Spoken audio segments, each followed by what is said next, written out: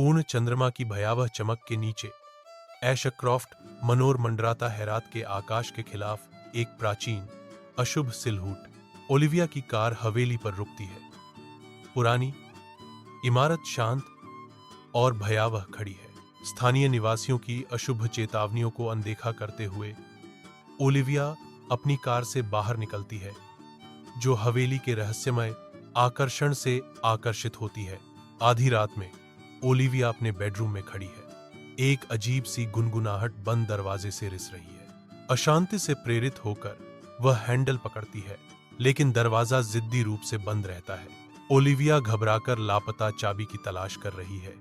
उसकी निराशा हर गुजरते पल के साथ बढ़ रही है। ओलिविया की ड्रिल प्राचीन दीवारों में घुस जाती है।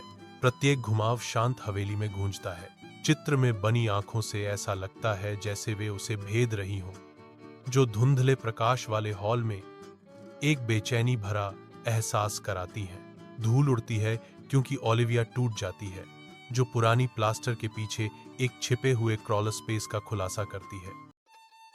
ओलिविया सावधानी से पुराने धूल भरे हवेली में प्रवेश करती है, जहां सन्नाटा अतीत की हर आहट और फुसफुसाहट को बढ़ाता है। सूर्य टूटा हुआ खिड़कियों से गुजरता है, धूल भरी हवा पर अलौकिक किरणें डालता है।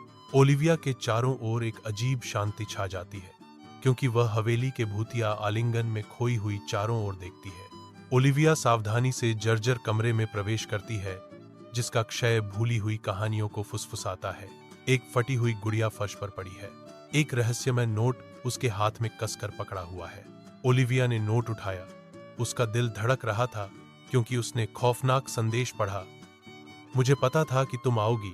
ओलिविया घबराकर भागने की कोशिश करती है, लेकिन सामने का दरवाजा एक ठोस ईंट की दीवार बन गया है।